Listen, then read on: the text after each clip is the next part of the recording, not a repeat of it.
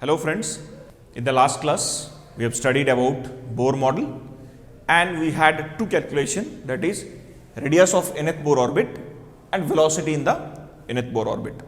So we will see quite few other parameters which are associated to the Bohr model. So now we are going to see the angular speed, or you can term it by angular frequency also. Omega n will be equal to, by definition, Vn by Rn.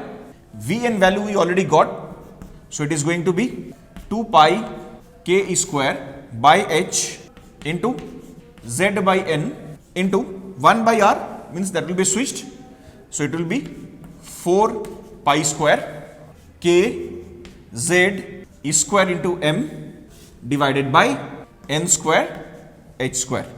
So out of all the term that we have, finally what we are obtaining, we are getting 8 pi cube into k square z square e to the power 4 into m by h cube total into, you see we have the z square here, this is n square into 1 by n, so it becomes 1 by n cube. Practically what we have to remember here, that this angular frequency omega n is proportional to z square by n cube.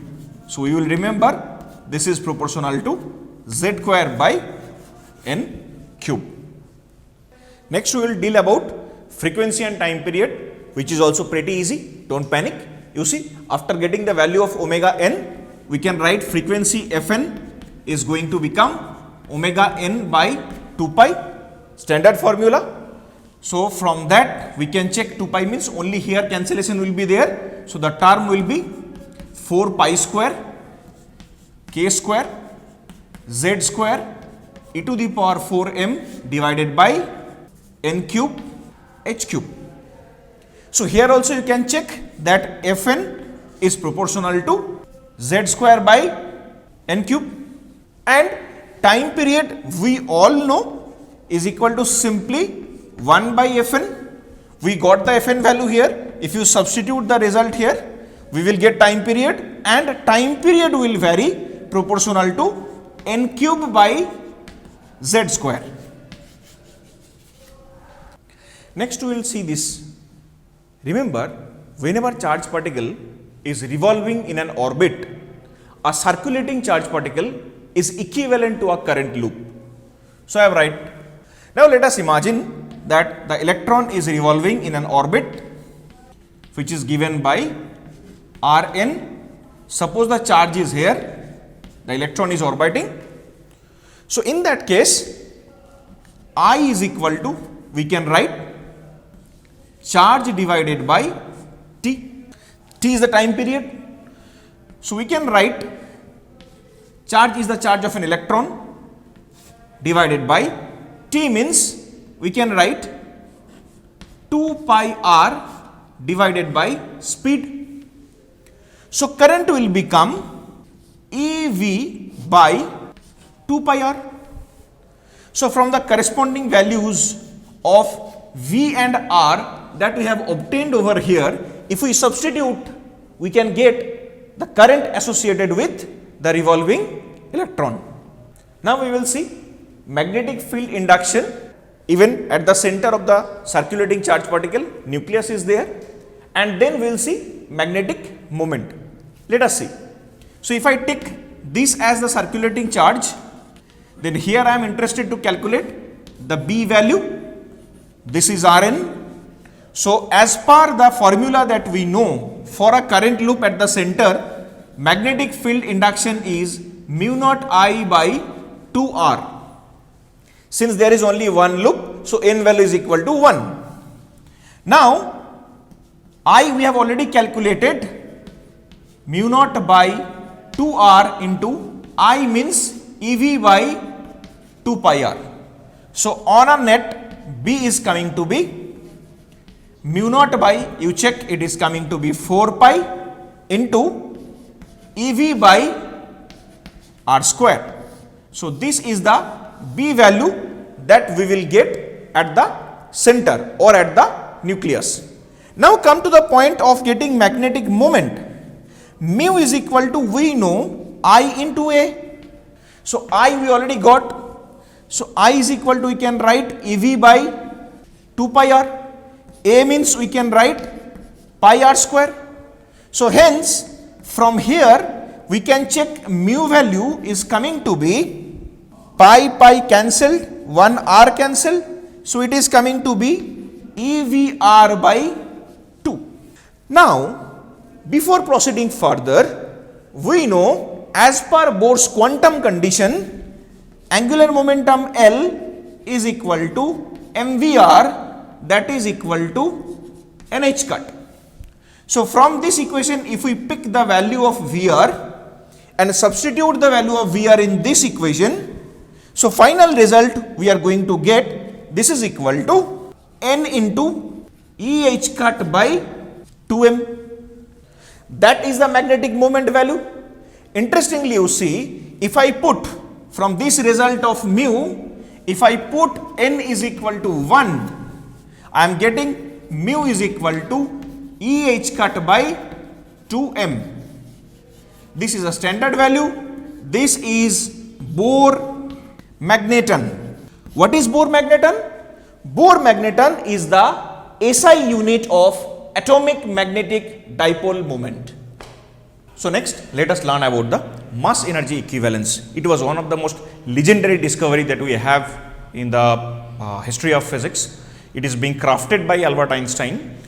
So as per that, what is the thing, that if there is a particle whose speed is in the relativistic zone. So speed is relativistic zone in the sense the particle speed is very close to the speed of light in vacuum. Then if its rest mass is m naught, rest mass means mass of the particle when it is at rest, that means at v equal to 0.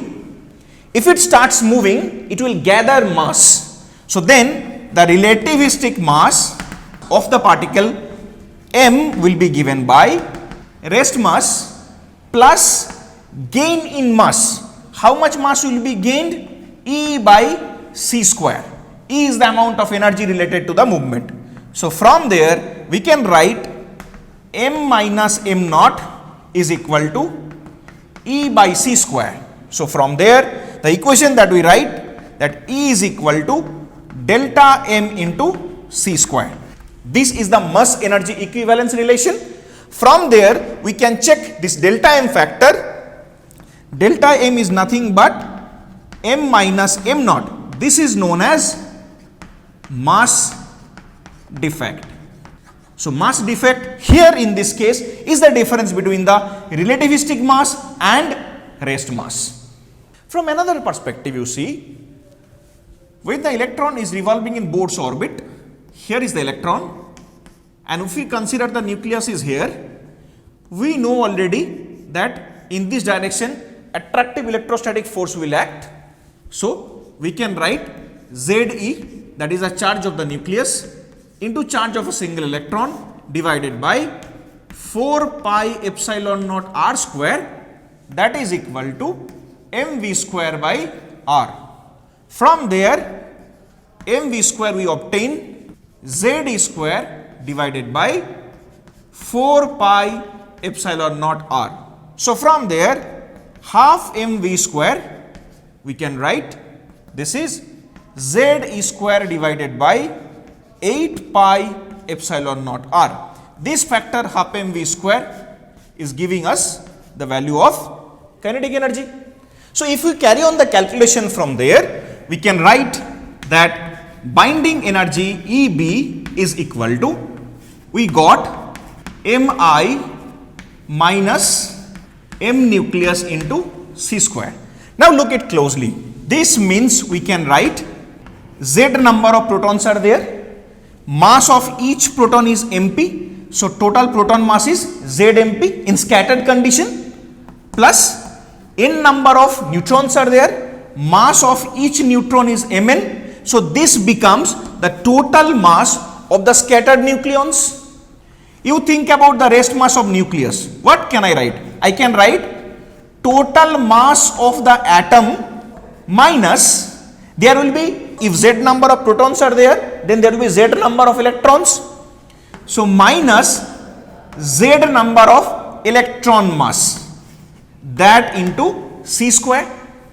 So if I solve now, what will I get? We will get NMN plus Z of MP plus ME, NMN, pull out the bracket, minus minus plus, this quantity, put second bracket, minus M atom total into C square. So this is the mathematical formulation to express the binding energy of a nucleus. Now we will think about the total energy. You see friends, total energy E is equal to, we can write kinetic energy plus potential energy. The value of kinetic energy we got is Z square by 8 pi epsilon naught R, minus potential energy we got Z square by 4 pi epsilon naught R. From these two terms, after calculation we will get minus Z square by 8 pi epsilon naught R. If I substitute that R value, so how much you are getting then? Let us see. Minus Z square by 8 pi epsilon naught into R means opposite to that. So it will be 4 pi square K Z E square into M divided by N square H square. You see, this 1 by 4 pi epsilon naught is also a K value. This is the K value, right? So ultimately the result that we will obtain is minus of, we see Z square e to the power 4m. So we will get Z square e to the power 4m. Then this is 1 by 4 pi epsilon naught, this is K, K into K will become K square. In balance you see, then 1 4 pi square is there, so 1 pi will be cancelled. This has to be stay out there because we have already taken 4 pi, so pi square. So 1 2 factor will be there. So this 2 factor 2 cancels. So we will write 2 pi square divided by N square H square. So this is going to be our total energy term. Once we get that E value, you notice one thing. We are getting E as negative, means E is less than 0.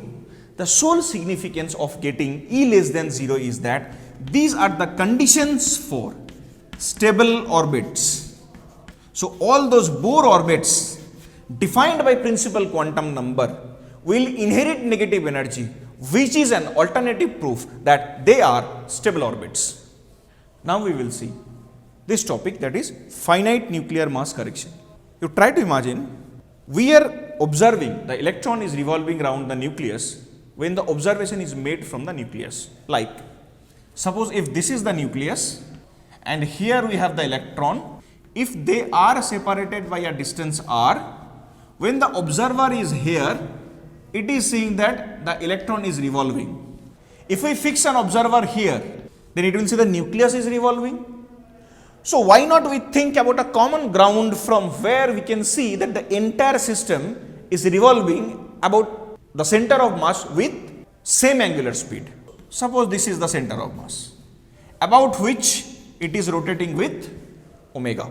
If I consider this mass to be m1 and the mass of an electron to be m2, this separation to be r1 and this separation to be r2. See, I have purposely taken the center of mass closer to the nucleus because we know the center of mass always lies closer to the heavier distribution of mass. So it will be closer to this mass. So since in this system external force is equal to 0, there is no external force acting on the system. So we can write that m1 r1 is equal to m2 r2. After writing, we have another equation. What is that equation? R is equal to R1 plus R2. You check. If I put that R2 value over there, then what can I obtain? I will obtain R is equal to R1 plus, instead of R2 we can write M1 by M2 into R1. So from here R1 is coming to be M2 by M1 plus M2 into R. By similar method, I can figure out the R2 value. R2 will be M1 by M1 plus M2 into R. So once I obtain R1 and R2 value, now we will check angular momentum of the system will be equal to M1 omega R1 square plus M2 omega R2 square. If we substitute these values of R1 and R2 at the end, you will get M1 M2 by M1 plus M2 omega into R square. Now this particular quantity is known to all of you. You know this quantity. This quantity is nothing but famously known as reduced mass, expressed as mu. So this entire angular momentum is coming to be mu omega R square. So you check the mass of an electron is replaced by reduced mass where nuclear mass is also involved. In the similar fashion, whatever the energy term we have obtained, there one electron mass term was there. Now that term will also be replaced with reduced mass. Next we will talk about the energy levels. So whatever the energy term we got, if we suitably substitute all the values of H, M, E, and if we talk about the hydrogen atom by taking Z equal to 1, then we get En is equal to minus 13.6 by N square electron volt. So from here you can check, if I take N value is equal to 1, this is called ground state, or ground state has come from a German word called Grund.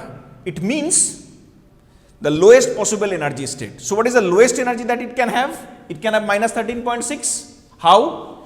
If I take N value is equal to 1, we will get En is equal to minus 13.6 electron volt. We will call it to be E naught.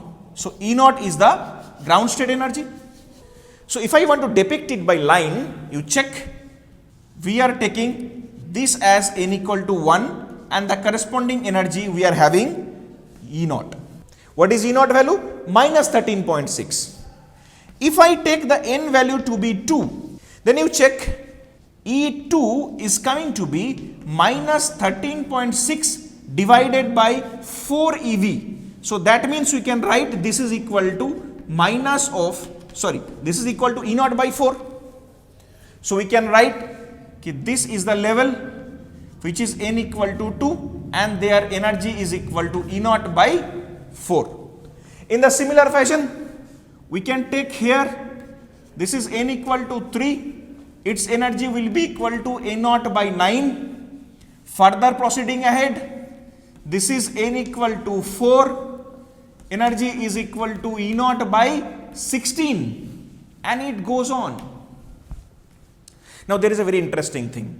What is that thing? First orbit, ground state you got minus 13.6. There you got minus 3.4. Now the value is approaching towards 0 means for a fairly large value of N. So I can write when N is very large, that means at that point of time the electron will be virtually free.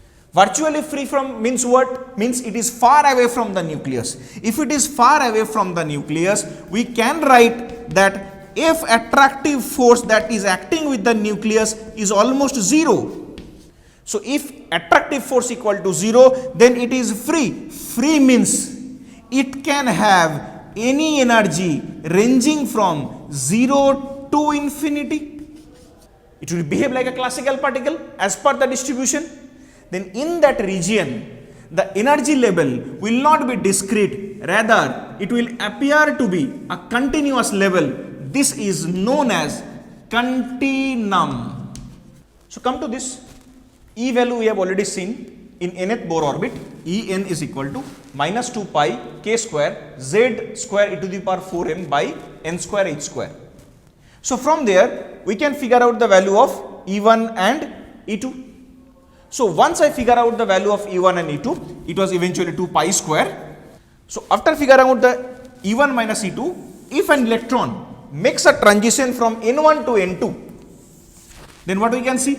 If it is transited from N1 to N2, then delta E12 will be equal to E2 minus E1. So if I substitute the values, this minus of minus will be plus. So we can write 2 pi square k square z square e to the power 4m divided by h square into 1 by n1 square minus 1 by n2 square. So now you imagine that when there is a transition of electron from n1 to n2, then there will be an absorption. If I consider that this 2 is the higher orbit, then there will be absorption, or if it is lower orbit, there will be radiation. So just by blunt thinking, hc by lambda, that is the energy of a single photon, that is equal to this huge term that we get, that is 2 pi square k square z square e to the power 4m divided by h square into 1 by n1 square minus 1 by n2 square. So from here I can write this 1 by lambda is equal to, how much we are getting?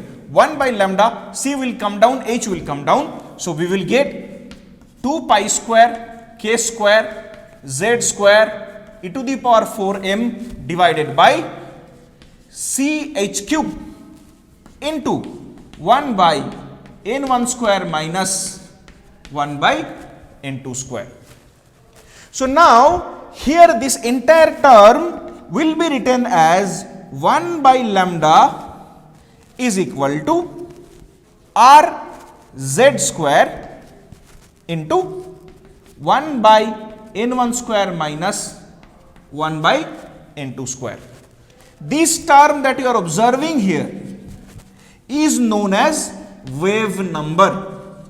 To define it precisely, it is the number of full waves contained in unit path length of c. And remember, when the total energy term is expressed in terms of wave number, so energy expressed in terms of wave number are called term values.